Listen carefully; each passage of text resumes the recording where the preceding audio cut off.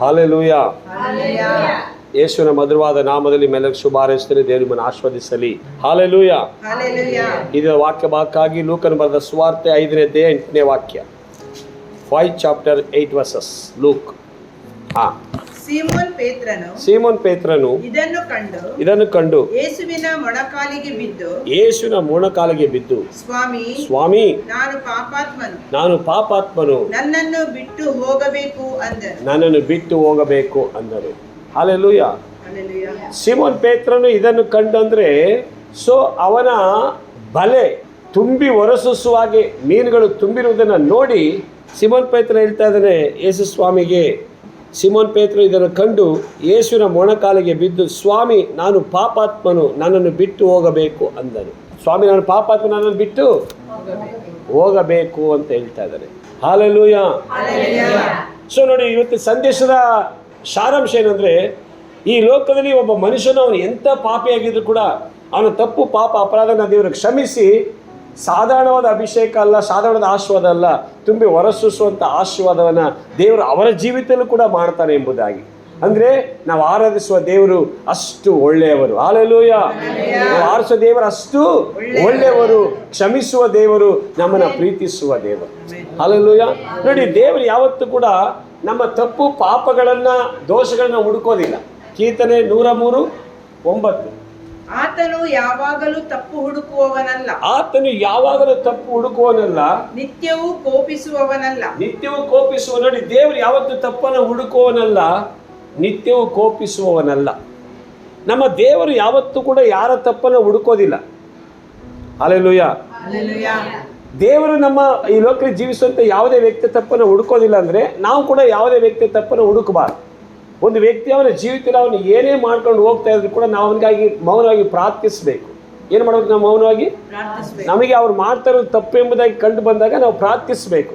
ನಾವು ಪ್ರಾರ್ಥಿಸುವಾಗ ನಮ್ಮ ಪ್ರಾರ್ಥನೆ ಕೇಳುವ ದೇವರು ಅವರು ಎಂಥ ಪಾಪದಲ್ಲಿ ತಪ್ಪಿದಸ್ಥರಾಗಿದ್ರು ಕೂಡ, ಪಾಪ ಮಾಡ್ತಾರೆ ಕೂಡ, ದೇವರು ಅವನ್ನ ಕ್ಷಮಿಸಿ ಅವರನ್ನ ಶುದ್ಧ ಮಾಡಲಿಕ್ಕೆ, ಯೋಗ್ಯರನ್ನಾಗಿ ಮಾಡಲಿಕ್ಕೆ ದೇವರು ಶಕ್ತನಾಗಿದ್ದಾನೆ. ಆದರೆ ನಾವೇನು ಮಾಡ್ತೇವೆ? ನಾವೇ ತಪ್ಪನ್ನು ಹುಡುಕ್ಲಿಕ್ಕೆ ಹೋಗ್ತೇವೆ, ನಾವೇ ಅವರ ತಪ್ಪಿನ ಬಗ್ಗೆ ಮಾತನಾಡ್ತೇವೆ, ನಾವೇ ಅವರ ಫಾಲ್ಟ್ ಬಗ್ಗೆ ಮಾತನಾಡ್ತೇವೆ. ಇಲ್ಲ, ದೇವರ ಮಕ್ಕಳು ಯಾರ ಫಾಲ್ಟ್ ಬಗ್ಗೆ ಮಾತನಾಡಬಾರ್ದು, ಯಾರ ತಪ್ಪಿನ ಬಗ್ಗೆ ಮಾತಾಡಬಾರ್ದು, ಯಾರು ಕೂಡ ತಪ್ಪಿದಸ್ಥರೆಂಬುದಾಗಿ ನಾವು ಅವ್ರನ್ನ ಫೈಂಡ್ ಔಟ್ ಮಾಡಬಾರ್ದು. ಯಾಕೆಂದರೆ ದೇವರು ತಪ್ಪನ್ನು ಹುಡುಕುವವನಲ್ಲ, ನಾವು ತಪ್ಪನ್ನು ಹುಡುಕುವವರಾಗಿರಬಾರ್ದು.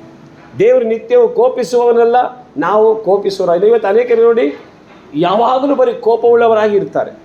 ಪ್ರೈಸ್ಗ ಸಣ್ಣ ಪುಟ್ಟ ವಿಷಯ ಹೇಳುವಾಗಲೂ ಕೋಪ ಮಾಡ್ತಾರೆ, ಒಳ್ಳೆ ವಿಷಯ ಹೇಳುವಾಗಲೂ ಕೋಪ ಮಾಡ್ತಾರೆ. ಯಾಕೆಂದರೆ ಅವರಿಗೆ ಇವ್ರನ್ನ ಯಾವಾಗಲೂ ನೋಡಿದ್ರೆ ಆಗೋದಿಲ್ಲ. ಯಾವಾಗ ಇವ್ರು ನೋಡಿದ್ರೆ ಆಗೋದಿಲ್ಲ, ಯಾವಾಗ ಇವ್ರ ಬಗ್ಗೆ ಅವ್ರಿಗೆ ಒಳ್ಳೆಯ ಅಭಿಪ್ರಾಯ ಇರೋದಿಲ್ಲ, ಅವಾಗ ಏನು ಹೇಳಿದ್ರು ಅವ್ರ ಬಗ್ಗೆ ಕೋಪ ಬರ್ತದೆ, ಅವ್ರ ಬಗ್ಗೆ ದ್ವೇಷನೇ ಬರ್ತಾ ಇರ್ತದೆ. ಇಲ್ಲ, ಆ ಥರ ಅಲ್ಲ.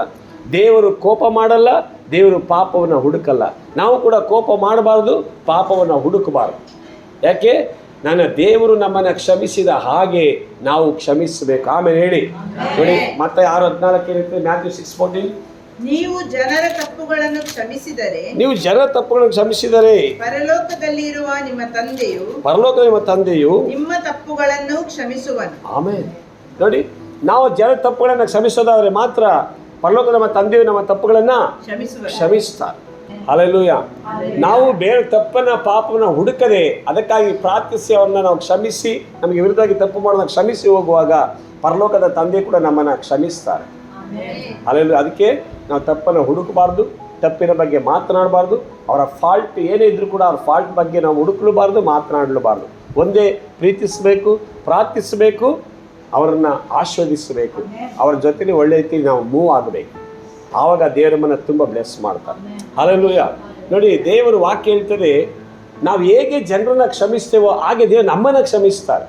ನಮ್ಮ ಆಶೀರ್ವಾದಗಳಿಗೆ ತಡೆ ಏನು ಗೊತ್ತುಂಟಾ? ನಮ್ಮ ಆಶೀರ್ವಾದಗಳಿಗೆ ತಡೆ ಏನಂದರೆ ಒಂದನೇದು ಮೇನ್ ನಮ್ಮ ಪಾಪ, ಎರಡನೇದು ನಾವು ಬೇರೆಯವ್ರನ್ನ ಕ್ಷಮಿಸದೇ ಇರುವಂಥದ್ದು. ಹಲ್ಲೆಲೂಯಾ. ನೋಡಿ, ಯಾವಾಗ ನಾವು ಬೇರೆಯವ್ರನ್ನ ಕ್ಷಮಿಸದೇ ಇರ್ತೇವೋ ಆಗ ನಮ್ಮ ಪಾಪಗಳು ಕ್ಷಮಿಸಲ್ಪಡೋದಿಲ್ಲ. ಯಾವಾಗ ನಮ್ಮ ಪಾಪಗಳು ಕ್ಷಮಿಸಲ್ಪಡೋದಿಲ್ವೋ ದೇವರ ಆಶೀರ್ವಾದ ಹೊಂದ್ಕೊಳ್ಳಿಕ್ಕಾಗಲ್ಲ. ಚೈನ್ ಲಿಂಕ್ ಇದ್ದಾಗೆ, ಅರ್ಥ ಆಯ್ತಲ್ವಾ? ಈಗ ನೋಡಿ, ನಾವು ಬೇರೆಯವ್ರನ್ನ ಪಾಪವನ್ನು ಕ್ಷಮಿಸಲಿಲ್ಲ ಅಂದರೆ ನಮ್ಮ ಪಾಪ ಹಾಗೆ ಇರ್ತದೆ. ಯಾಕೆ? ದೇವರು ನಮ್ಮ ಪಾಪನ ಕ್ಷಮಿಸೋದಿಲ್ಲ. ನಾವು ಬೇರೆ ತಪ್ಪು ಪಾಪನ ಕ್ಷಮಿಸೋದಾದರೆ ಆಟೋಮೆಟಿಕ್ಲಿ ದೇವರು ನಮ್ಮ ತಪ್ಪು ಪಾಪನ ಕ್ಷಮಿಸ್ತಾರೆ. ಆಗ ನಾವು ನಮ್ಮ ತಪ್ಪು ಪಾಪಗಳು ಕ್ಷಮಿಸಲ್ಪಟ್ಟಾಗ ನಾವು ಆಶೀರ್ವಾದಕ್ಕೆ ಬಾಧ್ಯರಾಗಿರ್ತೇವೆ. ಬ್ಲೆಸ್ಸಿಂಗ್ಸ್ಗೆ, ನಾವು ಪ್ರಾಸ್ಪರಿಟಿಗೆ ನಾವು ಯೋಗ್ಯರಾಗಿರ್ತೇವೆ. Praise God. ಇಲ್ಲದೆ ಹೋದರೆ ನಮ್ಮ ಜೀವಿತದಲ್ಲಿ ಆಶೀರ್ವಾದ ಕಾಣಕ್ಕಾಗಲ್ಲ. ಅದಕ್ಕೆ ದೇವರು ಹೇಳಿದ್ದೇನು, ನಮ್ಮ ಪಾಪಗಳು, ನಮ್ಮ ಪ್ರಾರ್ಥನೆಗೂ ತಡೆ ಪಾಪ, ನಮ್ಮ ಆಶೀರ್ವಾದಕ್ಕೂ ತಡೆ ಪಾಪ. ಯೆರೆಮೀಯ 5:25 ನಿಮಗೆ ಅದು ತುಂಬ ನಿಮಗೆ ಹೇಳಿದ್ದೇನೆ, ಅದು ಇವತ್ತು ಕೂಡ ಬರ್ಕೊಳ್ಳಿ. ಜೆರೆಮಯ 5:25.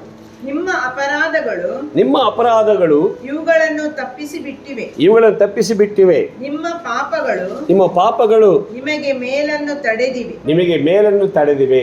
ನಮ್ಮ ಪಾಪಗಳು ನಮಗೆ ಮೇಲನ್ನು ಅಂದ್ರೆ ನಮಗೆ ಬರಬೇಕಾದ ಆಶೀರ್ವಾದ, ನಮ್ಮ ಅಕೌಂಟ್ ಇರುವಂಥ ಆಶೀರ್ವಾದಗಳನ್ನ ನಾವು ಹೊಂದಿಕೊಳ್ಳೋದಾಗೆ ನಮ್ಮ ಪಾಪಗಳು ಅದನ್ನ ತಡೆ ಹಿಡಿದಿವೆ.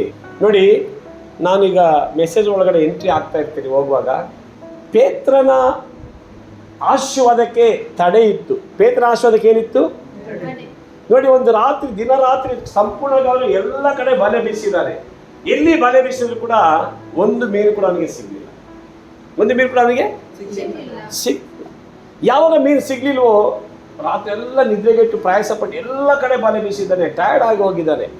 ಈಗ ಅವನು ದೋಣಿಯನ್ನು ತಂದು ಸೈಡಲ್ಲಿ ಕರೆನಲ್ಲಿ ಇಟ್ಟು ಆ ಬಲೆಗಳನ್ನೆಲ್ಲ ಕ್ಲೀನ್ ಮಾಡಿ ತೊಳೆದು ದೋಣಿ ಒಳಗೆ ಇಟ್ಟು ಹೋಗಲಿಕ್ಕೆ ಅವನು ರೆಡಿ ಆಗ್ತಾ ಇದ್ದಾನೆ. ಅನೇಕ ನನ್ನ ಫ್ರೆಂಡ್ಸ್ಗಳೆಲ್ಲರೂ ಕೂಡ. Praise God. ಆ ರೈಟ್ ಟೈಮಲ್ಲಿ ದೇವರು ಆ ಕರೆಯ ದಡದಲ್ಲಿ ಆ ಪೇತ್ರನ ದೋಣಿಯನ್ನು ಯೇಸು ನೋಡ್ತಾನೆ. ಲೂಕ್ 5 ಬನ್ನಿ, 1, 2, 3 ವಾಕ್ಯ. Luke chapter 5, 1, 2, 3, 4, 5. ಒಂದಾನೊಂದು ದಿವಸ ಜನರು ಒತ್ತಾಗಿ ಬಂದು ಆತನ ಮೇಲೆ ಬಿದ್ದುಕೊಂಡು ದೇವರ ವಾಕ್ಯವನ್ನು ಕೇಳುತ್ತಿರಲು ಗೆನೆಜರೇತ್ ಕೆರೆಯ ಅಂಚಿನಲ್ಲಿ ನಿಂತಿದ್ದ ಆತನು ಆ ಕೆರೆಯ ದಡದಲ್ಲಿ 2 ದೋಣಿಗಳನ್ನು ಕಂಡನು. ಆ ಕೆರೆಯ ದಡದಲ್ಲಿ 2 ದೋಣಿಗಳ ದೇವರು ನೋಡ್ತಾರೆ. Praise God. ಯಾರು? ಯೇಸು ಸ್ವಾಮಿ. ಆ ದಡದಲ್ಲಿ 2 ದೋಣಿ ಇದೆ. ಮುಂದೆ ಬೆಸ್ತರು ಅವುಗಳೊಳಗಿಂದ ಹೊರಗೆ ಬಂದು ತಮ್ಮ ಬಲೆಗಳನ್ನು ತೊಳೆಯುತ್ತಿದ್ದರು. ಆ ದೋಣಿಗಳಲ್ಲಿ ಸೀಮೋನನ ಒಂದು ದೋಣಿಯನ್ನು, ಆ ದೋಣಿಗಳು ನೋಡಿ, ಅಲ್ಲಿ ದೋಣಿಗಳು ಅನೇಕ ದೋಣಿಗಳಿದೆ. ಅಲ್ಲಿ ತುಂಬಾ ದೋಣಿಗಳಿದೆ. ಆದ್ರೆ ದೇವರು ನೋಡಿದ ಮಾತ್ರ 2 ದೋಣಿಗಳನ್ನ. ದೇವರು ನೋಡಿದ ಮಾತ್ರ 2 ದೋಣಿ. ಆದ್ರೆ ದೇವರು ಆ 2 ದೋಣಿಯಲ್ಲಿ ಪೇತ್ರನ ದೋಣಿಯನ್ನು ದೇವರು ನೋಡ್ತಾ ಇದ್ದಾರೆ. ಪೇತ್ರ ದೋಣಿಯನ್ನು ದೇವರು ಯೇಸು ನೋಡ್ತಾರೆ. ಪೇತ್ರ ದೋಣಿಯನ್ನು ನೋಡಿ ಹತ್ತಿ ದಡದಿಂದ ಸ್ವಲ್ಪ ದೂರಕ್ಕೆ ನೂಕುಕೊಂಡು ನೂಕಬೇಕೆಂದು ಅವನನ್ನು ಕೇಳಿಕೊಂಡು. ಈಗ ಯೇಸು ಕೇಳ್ತಾರೆ ಪೇತ್ರನಿಗೆ, ಪೇತ್ರ ನಿನ್ನ ದೋಣಿ ಬೇಕಪ್ಪ ನನಗೆ. ಪೇತ್ರ ನಿನ್ನ ದೋಣಿ ಬೇಕು. ಯಾಕೆ ಸ್ವಾಮಿ? ಇಲ್ಲ, ನನಗೆ ದೋಣಿ ಬೇಕು, ಕೊಡ್ತೀಯಾ? ನಾವು ಇವಾಗ ಏನು ಹೇಳ್ತಿದ್ವಿ? ಸ್ವಾಮಿ, ರಾತ್ರಿ ಎಲ್ಲ ನಿದ್ರೆಗೆಟ್ಟು ಬಲೆ ಬೀಸಿದ್ದೇನೆ, ರಾತ್ರಿ ಎಲ್ಲ ನಿದ್ರೆಗೆಟ್ಟು ಪ್ರಯಾಸಪಟ್ಟು ಬಲೆ ಬೀಸಿದ್ದೇನೆ, ಒಂದು ಮೀನು ಸಿಗಲಿಲ್ಲ, ನನಗೆ ತುಂಬ ಟಯರ್ಡ್ ಆಗಿ ಹೋಗಿದೆ ಸ್ವಾಮಿ, ದಯವಿಟ್ಟು ನಾನು ಮನೆಗೆ ಹೋಗ್ತಾ ಇದ್ದೀನಿ. ಪೇತ್ರ ಅಲ್ಲಿ ಯಾವುದನ್ನು ಕೂಡ ಹೇಳಲ್ಲ. ಅವನು ನಾವು ತಪ್ಪಿಸ್ಕೊಂಡು ಹೋಗುವುದನ್ನು ನಾವಾಗಲೇ ನೋಡ್ತಾ ಇದ್ವಿ.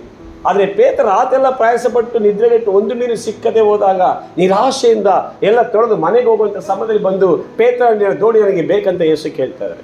ಯಾಕೆಂದರೆ ನಾನು ಜನರ ಮಧ್ಯದಲ್ಲಿ ಅಲ್ಲಿ ಸೇವೆ ಮಾಡುವಾಗ ಎಲ್ಲ ಓಡಿ ಬಂದು ನನ್ನ ಮೇಲೆ ಬೀಳ್ತಾ ಇದ್ದಾರೆ. ಈಗ ಒಳ್ಳೆ ಪ್ಲಾನ್ ಏನಂದರೆ, ಆ ನೀರಿನ ಮಧ್ಯದಲ್ಲಿ ಹೋಗಿ ನಾನು ದೋಣಿ ಒಳಗಡೆ ನಿಂತ್ಕೊಂಡ್ರೆ ನೀರಿನೊಳಗಡೆ ಯಾರೂ ಬರಲ್ಲಪ್ಪ, ನನಗೆ ತೊಂದರೆ ಆಗಲ್ಲ, ನಾನು ಸಮಾಧಾನವಾಗಿ ಸುವಾರ್ತೆ ಸಾರ್ಬೋದು, ಸ್ವಲ್ಪ ನೀನು ದೋಣಿಯನ್ನು ಕೊಡು ನನಗೆ. ಇಲ್ಲ, ನಾವು ಹೇಳ್ತೀವಿ, ನಾವಾಗಿದೆ ಸ್ವಾಮಿ ದೋಣಿ ಬೇಕಾದ್ರೆ ಕೊಡ್ತೇನೆ, ಅದನ್ನು ಓಡಿಸ್ಲಿಕ್ಕೆ ಬೇರೆ ಯಾರನ್ನಾರು ಕರ್ಕೊಪಾಕ್ತಾನೆ ಹೇಳ್ತಿದ್ವಿ ಅಲ್ವಾ? ಅಥವಾ ನೀನೇನಾದ್ರು ಮಾಡಿಬಿಟ್ಟು ಎಲ್ಲ ಮುಗಿಸಿ ಸಂಜೆ ಎಲ್ಲ ತಂದು ಇಟ್ಬಿಡು ಸ್ವಾಮಿ, ನಾನು ಮನೆಗೆ ಸಂಜೆ ಬರುವಾಗ ಅದು ರೆಡಿ ಇದ್ದರೆ ಸಾಕು. ಇಲ್ಲ, ಅವನು ನಿರಾಶನಾಗಿ ಟಯರ್ಡ್ ಆಗಿ ಸೋತು ಹೋದನಾಗಿದ್ದರೂ ಕೂಡ ಯೇಸುಸ್ವಾಮಿಗೆ ದೋಣಿಯನ್ನು ಕೊಡ್ತಾನೆ. Praise God.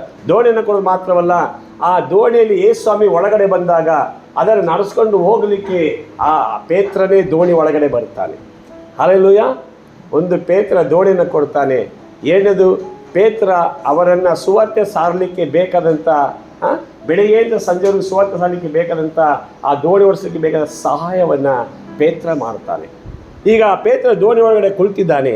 ಯೇಸು ದೋಣಿ ಒಳಗಡೆ ಕುಳಿತುಕೊಂಡು ಜನರಿಗೆ ಸುವಾರ್ತೆ ಸಾರ್ತಾ ಇದ್ದಾರೆ. ಜನರಿಗೆ ಸುವಾರ್ತೆ ಸಾರ್ತಾ ಇರುವಾಗಲೇ ಪೇತ್ರನು ಕೂಡ ಆ ಸುವಾರ್ತೆಯನ್ನು ಕೇಳ್ತಾ ಇದ್ದಾನೆ. ಪೇತ್ರ ಕೂಡ ಸುವಾರ್ತೆಯನ್ನ, ಆ ಸುವಾರ್ತೆಯನ್ನು ದೇವರ ವಾಕ್ಯವನ್ನು ಕೇಳುವುದಕ್ಕೆ ಅವನು ತನ್ನ ಹೃದಯವನ್ನು ತೆರೆದು ಕೊಡ್ತಾ ಇದ್ದಾರೆ. ಯಾರು? ಪೇತ್ರ.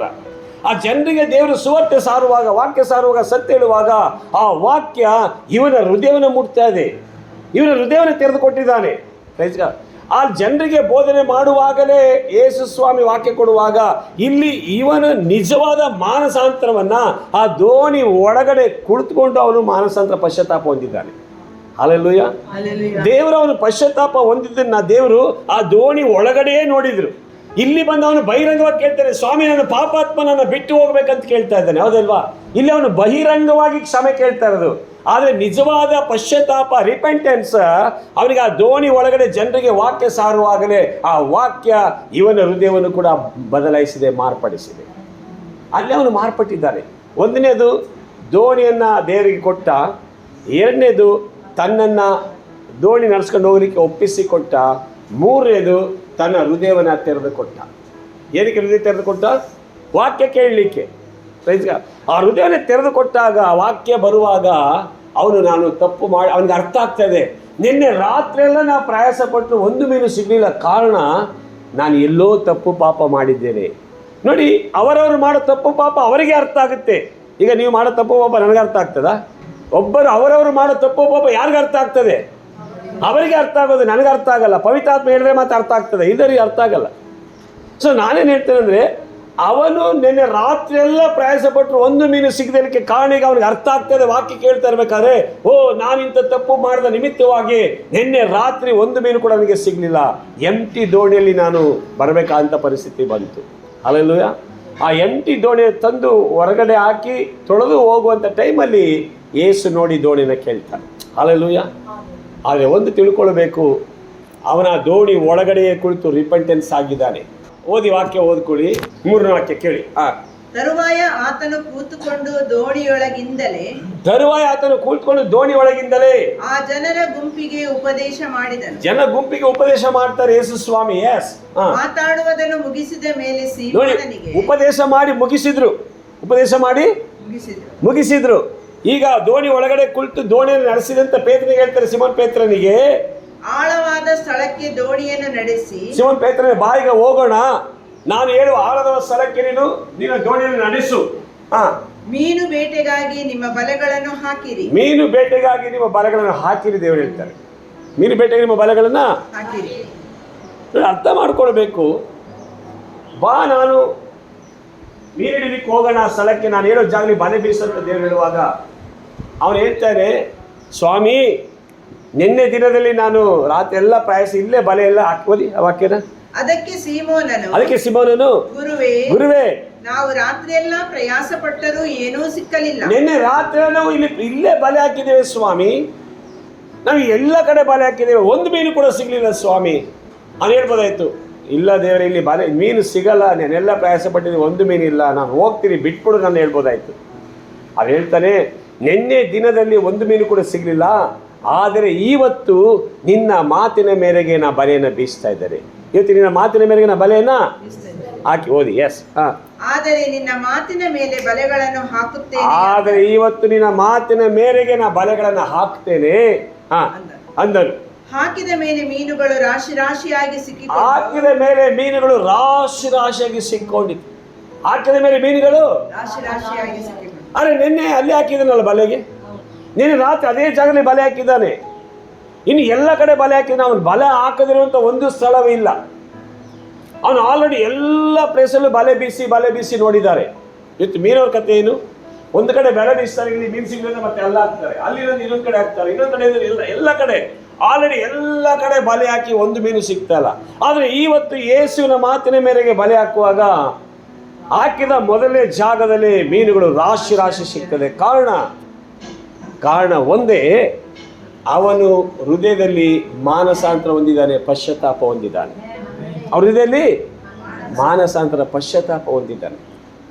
ದೇವರು ಅವರ ತಪ್ಪು ಪಾಪನ ಕ್ಷಮಿಸಿದ. ಒಂದು ತಿಳ್ಕೊಬೇಕು ನೀವು, ಒಂದು ವ್ಯಕ್ತಿ ದೇವ್ರ ಚಿತ್ತಿಗೆ ವಿರುದ್ಧವಾಗಿ ತಪ್ಪು ಪಾಪಗಳನ್ನು ಮಾಡುವಾಗ ಆಶೀರ್ವಾದ ನಿನ್ನ ಮುಂದೆ ಇದ್ರೂ ಕೂಡ ಅದು ನಿನಗೆ ಸಿಗಲ್ಲ.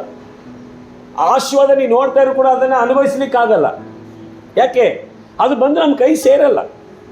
ಯಾಕೆಂದರೆ ನಮ್ಮ ಪಾಪಗಳು ಅದಕ್ಕೆ ತಡೆಯಾಗಿರ್ತದೆ, ನಮ್ಮ ಅಪರಾಧಗಳು ಅದಕ್ಕೆ ತಡೆ. ಪ್ರಾರ್ಥನೆಗೆ ತಡೆ ಅಂದರೆ, ಈಗ ನಾವು ಆಶೀರ್ವಾದ ಹೊಂದಬೇಕಾದ್ರೆ ಏನು ಮಾಡಬೇಕು? ಪ್ರಾರ್ಥಿಸಬೇಕು. ನಾವು ಪ್ರಾರ್ಥನೆಗೆ ಪಾಪ ತಡೆ ಅಂದ್ರೆ ಇನ್ನು ಆಶೀರ್ವಾದಕ್ಕೆ ತಡೆ ಇಲ್ವಾ? ಇಲ್ಲಿ ಕೈ ಇಟ್ಕೊಳ್ಳಿ, ಯೆಶಾಯ 59:1-2 ಓದಿ. ಇಗೋ ಯೆಹೋವನ ಹಸ್ತವು ಈಗ ಯೆಹೋವನ ಹಸ್ತವು ರಕ್ಷಿಸಲಾರದಂತೆ ಮೋಟುಗೈಯಲ್ಲ, ರಕ್ಷಿಸಂತೆ ಮೋಟುಗೈಯಲ್ಲ, ಆತನ ಕಿವಿಯು ಕೇಳಲಾರದ ಹಾಗೆ ಕಿವುಡಲ್ಲ, ಆತನ ಕಿವಿ ಕೇಳಾದಾಗೆ ಕಿವುಡಲ್ಲ, ಆದರೆ ನಿಮ್ಮ ಅಪರಾಧಗಳೇ, ಆದ್ರೆ ನಮ್ಮ ಅಪರಾಧಗಳೇ ನಿಮ್ಮ ದೇವರಿಂದ ನಿಮ್ಮನ್ನು ಅಗಲಿಸುತ್ತಾ ಬಂದಿವೆ. ನೋಡಿ, ಅಪರಾಧಗಳು ಪಾಪಗಳು ದೇವರಿಂದ ನಮ್ಮನ್ನ ದೂರ ಮಾಡುತ್ತಾ ಬರ್ತದೆ. ಮಾತ್ರವಲ್ಲ, ನಿಮ್ಮ ಪಾಪಗಳೇ ಆತನು ಕೇಳಲಾರದಂತೆ, ನಿಮ್ಮ ಪಾಪಗಳೇ ಆತನು ಕೇಳಲಾರದಂತೆ ಆತನ ಮುಖಕ್ಕೆ ಅಡ್ಡವಾಗಿವೆ. ಆತನ ಮುಖಕ್ಕೆ ಅಡ್ಡವಾಗಿವೆ. ನೋಡಿ, ನಮ್ಮ ಪಾಪಗಳು ನಾವು ಮಾಡೋ ಏನೆಲ್ಲ ಬೇಕಾಗಿದೆಯೋ, ನಮಗೇನು ಅವಶ್ಯಕತೆ ಇದೆ, ಏನು ಬೇಕಾಗಿದೆ, ಅದನ್ನು ದೇವರಲ್ಲಿ ಪ್ರಾರ್ಥನೆ ಮಾಡಲಿಕ್ಕೆ ಹೋದಾಗ ನಾವು ಮಾಡುವ ಪ್ರಾರ್ಥನೆ ದೇವರಿಗೆ ಕೇಳಲಾರದ ಹಾಗೆ ನಮ್ಮ ಪಾಪಗಳು ತಡೆಗೋಡೆಯಾಗಿರ್ತದೆ. ಪ್ರಾರ್ಥನೆಯೇ ಕೇಳಕ್ಕಾಗ್ತಿಲ್ಲ ಅಂದರೆ ಆಶೀರ್ವಾದ ಇಲ್ಲಿಂದ ಬರಕ್ಕೆ ಸಾಧ್ಯ? ನೋಡಿ, ಅಲ್ಲಿ ನಿನ್ನೆ ರಾತ್ರಿ ಎಲ್ಲ ಪ್ರಯಾಸ ಪಟ್ಟು ಒಂದು ಮೀನು ಸಿಕ್ಕಿಲ್ಲ. ಆದ್ರೆ ಇವತ್ತು ದೇವರ ಮಾತಿನ ಮೇರೆಗೆ ಹೋಗಿ ಬಲಿ ಆಗ್ತಾ ಇದ್ದಾರೆ. ದೇವರ ಮಾತಿನ ಮೇರೆಗೆ ಹೋಗಿ ರಾಶಿ ರಾಶಿ ಮೀನು ಸಿಗ್ತಾ ಇದೆ. ಕಾರಣ ಅವನ ಪಾಪ ಕ್ಷಮಿಸಲ್ಪಟ್ಟಿದೆ. ಅವರ ಹೃದಯದಲ್ಲಿ ವಾಕ್ಯವನ್ನು ಕೇಳಿ ಪಶ್ಚಾತ್ತಾಪದಲ್ಲಿ ಮಾನಸ ಅಂತ ಹೊಂದಿದ್ದಾನೆ. ಆದರೆ ನಿನ್ನೆ ಅವನಿಗೆ ಒಂದು ಮೀನು ಸಿಗಲಿಲ್ಲ. ಪಾಪ ನಮ್ಮ ಮೇಲುಗಳನ್ನು ಆಶೀರ್ವಾದವನ್ನು ತಡೆದು ನಿಲ್ಲಿಸುತ್ತೆ. ಪಾಪ ನಮ್ಮ ಪ್ರಾರ್ಥನೆ ಕೇಳಲಾರ್ದ ಹಾಗೆ ತಡೆಗೋಡೆಯಾಗಿ ನಿಲ್ಲುತ್ತೆ. ಪ್ರಾರ್ಥನೆ ಕೇಳದಾಗೆ ತಡೆಗೋಡೆಯಾಗಿ ನಿಂತ ಮೇಲೆ ಆಶೀರ್ವಾದ ಇಲ್ಲಿಂದ ಬರಲಿಕ್ಕೆ ಸಾಧ್ಯ ಇಲ್ಲ. Praise God. ಸೊ ಇದು ಪೇತ್ರನ ಜೀವಿತದಲ್ಲಿ ಆಗಿತ್ತು.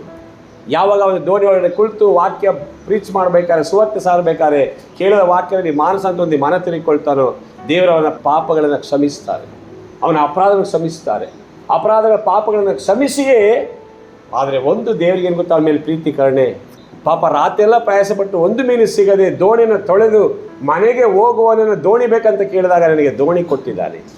ಎರಡನೇದು, ಪೇತ್ರ ನೀನು ಸ್ವಲ್ಪ ನೂಕಿ ಬಿಡು ಅಂತೇಳಿ ದುಡ್ಡು ಬಿಟ್ಟರೆ ಮತ್ತೆ ಮುಂದೆ ಏಸೋ ನೋಡ್ಕೊಳ್ಳೋದು ಯಾರು? ನೀರಿನಲ್ಲಿ ಇಳಿದು ಅನುಭವ ಇರೋನೇ ಮಾತ್ರ ಬರಬೇಕಾದ್ರೆ ಇಲ್ವಾ? ದೋಣಿ ಓಡಿಸಿ ಎಕ್ಸ್ಪೀರಿಯನ್ಸ್ ಇದ್ದರೆ ಮಾತ್ರ. ಬೇರೆಯವ್ರು ಬಂದರೆ ಮಾಡ್ತಾನೆ, ಮುಳ್ಕೊಳ್ತಾನೆ. ಈಗ ಅವನು ಬರೀ ದೂಡಿ ಬಿಡಿ ಹೇಳಿದ್ರೆ ಅವನಿಗೆ ದೂಡಿ ಬಿಡಲಿಲ್ಲ, ಅವನು ಹೋಗಿ ದೋಣಿ ಒಳಗಡೆ ಕುಳ್ಕೊಂಡಿದ್ದಾನೆ. ಯಾಕೆ? ದೋಣಿ ನಡೆಸಬೇಕಾಗಿದೆಯಲ್ವ. ಏಳನೇದು, ತನ್ನನ್ನು ಒಪ್ಪಿಸಿ ಕೊಟ್ಟಿದ್ದಾನೆ. ದೇವರು ನೋಡ್ತಾ ಇದ್ದಾರೆ. ಬೆಳಿಗ್ಗೆಯಿಂದ ಸಂಜೆವರೆಗೂ ದೇವರು ಸುವಾರ್ತೆ ಸಾವಿರ ಕುಳಿತು ವಾಕ್ಯವನ್ನೇ ಕೇಳ್ತಾ ಇದ್ದಾನೆ. ಮೂರನೇದು, ವಾಕ್ಯಕ್ಕೆ ಹೃದಯವನ್ನು ತೆರೆದು ಕೊಡ್ತಾ ಇದ್ದಾನೆ. ಹಲ್ಲೆಲೂಯಾ. ಹೃದಯ ತೆರೆದು ಕೊಟ್ಟಾಗ ದೇವರಿಗೆ ಒಂದು ಕರುಣೆ ಉಂಟಾಯಿತು, ಪ್ರೀತಿ ಉಂಟಾಯಿತು. ಅಂದರೆ ದೋಣಿ ಕೊಟ್ಟಿದ್ದಾನೆ, ತನ್ನನ್ನು ಒಪ್ಪಿಸಿ ಕೊಟ್ಟಿದ್ದಾನೆ, ಹೃದಯ ತೆರೆದು ಕೊಟ್ಟಿದ್ದಾನೆ. ಈಗ ನಾನು ಇವನನ್ನು ಬರಿದಾಗಿ ಕಳಿಸಬಾರ್ದು. ಪೇತ್ರನನ್ನು ಬರಿದಾಗಿ ನಾನು ಏನು ಮಾಡಬಾರ್ದು? ಕಳಿಸಬಾರ್ದು. ಈಗ ನಾನು ಅವನ ದೋಣಿಯನ್ನು ತುಂಬಿಸಿ ಕಳಿಸಬೇಕು. ಅವನ ಮೇಲೆ ಒಂದು ಕರುಣೆ ಪ್ರೀತಿ ಉಂಟಾದಾಗ ಅವನ ಪಾಪವನ್ನು ಕ್ಷಮಿಸಿ ದೇವರಿಗೆ ಮಾಡ್ತಾರೆ. ನಾ 7 ಕಡೆ ಬಲೆ ಬೀಸಿ ಹೇಳ್ತಾರೆ. Praise God. ಅವ್ರು ಹೇಳ್ತಾರೆ, ರಾತ್ರಿ ಎಲ್ಲ ಪ್ರಯಾಸ ಪಟ್ಟಿದ್ದು ಸ್ವಾಮಿ, ಒಂದು ಮೀನು ಸಿಗಲಿಲ್ಲ, ಆದರೆ ನಿನ್ನ ಮಾತಿನ ಮೇಲೆ ನಾನು ಬಲೆ ಹಾಕ್ತೇನೆ ದೇವರೇ. ಬಲೆ ಹಾಕುವಾಗ ರಾಶಿ ರಾಶಿ ಮೀನು ಸಿಗ್ತಾ ಇದೆ. ಈ ರಾಶಿ ಮೀನನ್ನು ನೋಡಿ ಅವನು ಹೇಳ್ತಾನೆ, ಓದೀಗ ಲೂಕ 5:6ನೇ ವಾಕ್ಯ. ಹಾಕಿದ ಮೇಲೆ ಮೀನುಗಳು ರಾಶಿ ರಾಶಿಯಾಗಿ ಸಿಕ್ಕಿಕೊಂಡು, ಹಾಕಿದ ಮೇಲೆ ಮೀನು ರಾಶಿ ರಾಶಿ ಸಿಕ್ಕಿಕೊಂಡಿತ್ತು. ಅವರ ಬಲೆಗಳು ಹರಿದು ಹೋಗುತ್ತಿದ್ದವು. ಎಸ್. ಆಗ ಅವರು ಮತ್ತೊಂದು ದೋಣಿಯಲ್ಲಿದ್ದ ತಮ್ಮ ಪಾಲುಗಾರರಿಗೆ ನೀವು ಬಂದು ನಮಗೆ ನೆರವಾಗಬೇಕೆಂದು ಮಾಡಿದರು. ನೋಡಿ, ದೇವರು ಪೇತ್ರನಿಗೆ ಒದಗಿಸಿಕೊಟ್ಟಂತ ಮೀನು ಬರೀ ಪೇತ್ರನ ದೋಣಿ ತುಂಬುವಷ್ಟು ಮಾತ್ರ ಅಲ್ಲ, ಅವನ ದೋಣಿ ತುಂಬಿ ಅವನ ಸ್ನೇಹಿತರ ಬರಿದಾಗಿದ್ದ ದೋಣಿಗಳು ತುಂಬುವಾಗೆ ದೇವರು ಆ ಬಲೆಯಲ್ಲಿ ರಾಶಿ ರಾಶಿ ಮೀನನ್ನು ಒದಗಿಸಿಕೊಟ್ಟಿದ್ದಾರೆ. ನಿಮ್ಮ ಜೀವಿತ ನೋಡಿ, ದೋಣಿ ಕೊಟ್ಟ ಅಂತ ಹೇಳಿದ್ರೆ ಅವನ ಜೀವಿತವನ್ನೇ ಕೊಟ್ಟಿದ್ದಾನೆ, ಲೈಫ್. ಏಳನೇದು, ತನ್ನನ್ನು ಒಪ್ಪಿಸಿ ಕೊಟ್ಟಿದ್ದಾನೆ. ಮೂರನೇದು, ಹೃದಯವನ್ನು ಕೊಟ್ಟಿದ್ದಾನೆ. ಯಾರು ಈ ರೀತಿ ದೇವರಿಗೆ ತಮ್ಮನ್ನು ಒಪ್ಪಿಸಿಕೊಟ್ಟು ನಿಲ್ತಾರೋ, ನಾನು ಪಾಪ ಎಂಬುದಾಗಿ ಒಪ್ಪಿಕೊಳ್ತಾರೋ, ಅವರ ಜೀವಿತದಲ್ಲಿ ಬರೀ ದೇವರು ಮಾಡುವಂಥ ಆಶೀರ್ವಾದ ನಮಗೆ ಮಾತ್ರ ಅಲ್ಲ, ನಮ್ಮನ್ನು ತುಂಬಿ ಹೊರಸೂಸುವ ಹಾಗೆ ಮಾಡಿ ನಮ್ಮ ಮೂಲಕ ಇತರ ದೋಣಿಗಳು ತುಂಬುವ ಹಾಗೆ ದೇವರು ನನ್ನನ್ನು ನಿಮ್ಮನ್ನು ಆಶೀರ್ವಾದ ಮಾಡಲಿಕ್ಕೆ ಶಕ್ತನಾಗಿದ್ದಾನೆ. ಇವತ್ತು ದೇವರ ಮುಂದೆ ನಾನು ತಪ್ಪು ಪಾಪಿ ಎಂಬುದಾಗಿ ನಾನು ಒಪ್ಪಿಸಿಕೊಟ್ಟು ಪಾಪಿ ಎಂಬುದಾಗಿ ಒಪ್ಪಿಕೊಂಡಾಗ, ಮನ ತಿರುಗಿಕೊಂಡಾಗ ನನಗೆ ಮಾತ್ರ ಹೊರತೆ ಆಶೀರ್ವಾದವಲ್ಲ, ನನ್ನ ಮೂಲಕ, ನನ್ನ ದೋಣಿ ಮೂಲಕ, ನನ್ನ ಜೀವಿತದ ಮೂಲಕ ಬೇರೆಯವರ ದೋಣಿ ತುಂಬುವಾಗೆ, ಬೇರೆಯವರ ಮನೆ ತುಂಬುವಾಗೆ, ಬೇರೆ ಹಿಟ್ಟಿನ ಪಾತ್ರೆ ಎಣ್ಣೆ ಪಾತ್ರೆ ತುಂಬ ಹೊರಸೂಸುವ ಹಾಗೆ ದೇವರು ನನ್ನ ಮೂಲಕ ದೇವರು ಆಶೀರ್ವಾದ ಮಾಡಲಿಕ್ಕೆ ಶಕ್ತನಾಗಿದ್ದಾರೆ. ಆದರೆ ನಾವು ನಮಗೆ ಮಾತ್ರ ಆಶೀರ್ವಾದಗಳಲ್ಲ, ನಾವು ಬೇರೆಯವರಿಗೆ ಆಶೀರ್ವಾದ ನಿಧಿಗಳಾಗಿದ್ದೇವೆ. ಯಾವಾಗ? ಒಪ್ಪಿ ವಿಧೇಯರಾದಾಗ. ಒಪ್ಪಿ ಇಲ್ಲಿ ಕೈ ಇಟ್ಕೊಳ್ಳಿ. ಯೆಶಾಯ 1:18 ಓದಿ. ಯೆಶಾಯ 1:18. ಬನ್ನಿರಿ ಬನ್ನಿರಿ ವಾದಿಸುವ ಎಂದು ಯೆಹೋವನು ಅನ್ನುತ್ತಾನೆ. ನಿಮ್ಮ ಪಾಪಗಳು ಕಡು ಕೆಂಪಾಗಿದ್ದರು ಹಿಮದ ಹಾಗೆ ಬಿಳುಪಾಗುವು. ಕಿರಮಂಜಿ ಬಣ್ಣವಾಗಿದ್ದರು ಉಣ್ಣೆಯಂತೆ ಬೆಳ್ಳಗಾವು. ನೀವು ಒಪ್ಪಿ ವಿಧೇಯರಾದರೆ ದೇಶದ ಮೇಲನ್ನು ಅನುಭವಿಸುವಿರಿ. ಎಷ್ಟಾಗಿ ಅರ್ಥ ಆಗ್ತದೆ? ಯಾರು ದೇವರ ವಾಕ್ಯವನ್ನು ಕೇಳುವಾಗ, ಸುವಾರ್ತೆ ಬರುವಾಗ, ದೇವರು ಮಾತಾಡುವ ವಾಕ್ಯ ಮಾತಾಡಬೇಕಾದ್ರೆ ಯಾರು ಅದನ್ನು ಕೇಳಿ ಒಪ್ಪಿ ವಿಧೇಯರಾಗ್ತಾರೋ ಅವರು ದೇಶದ ಮೇಲನ್ನ ಅನುಭವಿಸ್ತಾರೆ. ಪೇತ್ರ ದೇವರ ವಾಕ್ಯ ಕೇಳುವಾಗ ಒಪ್ಪಿ ವಿಧೇಯನಾಗ್ತಾ ಇದ್ದಾನೆ, ತನ್ನನ್ನು ಒಪ್ಪಿಸಿಕೊಡ್ತಾ ಇದ್ದಾನೆ. ನಾನು ಪಾಪಿ ಎಂಬುದಾಗಿ ಅರಕೆ ಮಾಡ್ತಾ ಇದ್ದಾನೆ. ಅವನ ಹೃದಯವನ್ನು ತೆರೆದುಕೊಡ್ತಾನೆ. ನನ್ನ ಕ್ಷಮಿಸು ದೇವರು ಎಂಬುದಾಗಿ ಹೇಳ್ತಾ ಇದ್ದಾನೆ. ಹಲ್ಲೆಲೂಯಾ. ಅವನು ಒಪ್ಪಿ ವಾಕ್ಯವನ್ನು ಕೇಳಿ ವಿಧೇಯನಾದಾಗ ದೇವರಿಗೆ ಗೊತ್ತಾಯಿತು, ಇವನನ್ನು ನಾನು ಆಶೀರ್ವಾದ ಮಾಡಲೇಬೇಕು, ಇವನನ್ನು ತುಂಬಿ ಹೊರಸೂಸು ಆಶೀರ್ವಾದ ಕೊಟ್ಟು ಮನೆ ಕಳಿಸಿಕೊಡಬೇಕು. ಹಲ್ಲೆಲೂಯಾ. ದೇವರು ತೀರ್ಮಾನವನ್ನು ಮಾಡ್ತಾರೆ ನೋಡಿ. ಆ ದೇವ್ರ ತೀರ್ಮಾನ ಮಾಡಿದಾಗಲೇ ಎಲ್ಲಿ ಮೀನುಗಳು ರಾಶಿಗಟ್ಟಲಿದೆ ಅದು ದೇವರಿಗೆ ಗೊತ್ತಿತ್ತು. ಆ ಸ್ಥಳದಲ್ಲಿ ಬಲೆನ ಬೀಸಂತ ಹೇಳ್ತಾರೆ. ಅವನು ಬಲೆ ಅಲ್ಲೆಲ್ಲ ಬೀಸಿದ್ದ, ಆದರೆ ಆಳದಲ್ಲಿ ಬೀಸಲಿಲ್ಲ ಅವನು. ಪ್ರೈಸ್ಗ ಅಂದ್ರೆ ಅರ್ಥ ಏನು? ಇವತ್ತು ನಾವು ಆತ್ಮಿಕ ಮಂಡಲದಲ್ಲಿ ಜೀವಿಸ್ತಾ ಇದ್ದೇವೆ. ಹೇಗೆ ಜೀವಿಸ್ತಾ ಇದ್ದೇವೆ? ಮೇಲೆ ಮಾತ್ರ ಈ ಸಣ್ಣ ಸಣ್ಣ ಮೀನು ಓಡ್ ಬರ್ತಲ್ಲ ಮೇಲಕ್ಕೆ, ಈ ಅಕ್ವೇರಿಯಂ ಮೇಲೆ ಇಟ್ಕೋತಾರಲ್ಲ ಸಣ್ಣ ಸಣ್ಣ ಮೀನು ನೋಡಿ. ನೀರಿನಲ್ಲಿ ಮೇಲೆ ಬರೋದು ದೊಡ್ಡ ದೊಡ್ಡ ಮೀನುಗಳು. ನೀವು ಅಷ್ಟು ಈಸಿಯಾಗಿ ದೊಡ್ಡ ದೊಡ್ಡ ಮೀನನ್ನು ಕಾಣೋಕ್ಕಾಗಲ್ಲ. ನೀವು ನೀರಿನಲ್ಲಿ ಬೇಗನೆ ಕಾಣಲಿಕ್ಕಾಗೋದು ಎಷ್ಟಪ್ಪ ಮೀನು. ಆದರೆ ದೊಡ್ಡ ದೊಡ್ಡ ಮೀನುಗಳು ಕಾಣಿಸ್ಕೊಳ್ಳೋದು ಎಲ್ಲೆಂದರೆ ಆಳವಾದ ಜಾಗದಲ್ಲಿ. ಹಲ್ಲೆಲೂಯಾ. ದೇವರು ಆಳವಾದ ಸ್ಥಳಕ್ಕೆ ದೋಣಿ ನಡೆಸಲಿ, ಬಲೆನ ಹಾಕಂತ ಹೇಳ್ತಾರೆ. Praise God. ಆ ಆಳವಾದ ಸ್ಥಳಕ್ಕೆ ಬಲೆ ಬೀಸುವಾಗ ತುಂಬಿ ಹೊರಸೂಸ್ತಾ ಇದೆ. ಅದು ಅವನಿಗೆ ಮಾತ್ರ ಆಶೀರ್ವಾದವಲ್ಲ, ಬೇರೆಯವರ ದೋಣಿ ಕೂಡ ಆಶೀರ್ವಾದವಾಗಿದೆ. ಹಲ್ಲೆಲೂಯಾ. ಇವತ್ತು ನಾನು ಹೇಳ್ತೇನೆ, ದೇವರು ನಮ್ಮನ್ನು ಆಶೀರ್ವಾದ ಮಾಡೋದಾದರೆ ದೇವರ ಆಶೀರ್ವಾದ ಅದು ನನಗೆ ಮಾತ್ರವಲ್ಲ, ನನ್ನ ಮೂಲಕ ದೇವರು ಬೇರೆಯವರನ್ನು ತುಂಬಿ ಹೊರಸೂಸುವಾಗೆ ಬ್ಲೆಸ್ ಮಾಡಲಿಕ್ಕೆ ಶಕ್ತನಾಗಿದ್ದಾನೆ. ಹಲ್ಲೆಲೂಯಾ. ಎಷ್ಟಾಗಿ ಅರ್ಥ ಆಗ್ತದೆ? ಒಪ್ಪಿ ವಿಧೇಯರಾಗುವಾಗ ನನಗೆ ಮಾತ್ರ ಆಶೀರ್ವಾದವಲ್ಲ, ನನ್ನ ಮೂಲಕ ಆಶೀರ್ವಾದ ಎಲ್ಲ ಕಡೆಗೂ ಓಡಲಿಕ್ಕೆ ಸಾಧ್ಯ. ಏನು? ಒಂದು ಅಬ್ರಾಹ್ಮನಿಗೆ ಒಂದು ಮಾತು ಹೇಳ್ತಾರೆ ದೇವರು, ಆದಿಕಾಂಡ 22:18. ನೀವು ನನ್ನ ಮಾತನ್ನು ಕೇಳಿದ್ದರಿಂದ ಭೂಮಿಯ ಎಲ್ಲಾ ಜನಾಂಗಗಳಿಗೂ ನಿನ್ನ ಸಂತತಿಯ ಮೂಲಕ ಆಶೀರ್ವಾದ ಉಂಟಾಗುವುದು ಎಂಬುದಾಗಿ ಯೆಹೋವನು ತನ್ನಾಣೆ ಇಟ್ಟು ಹೇಳಿದ್ದಾನೆ. ಯಾರಿಗೆ? ಅಬ್ರಾಹ್ಮನಿಗೆ ಹೇಳಿದ್ದಾನೆ.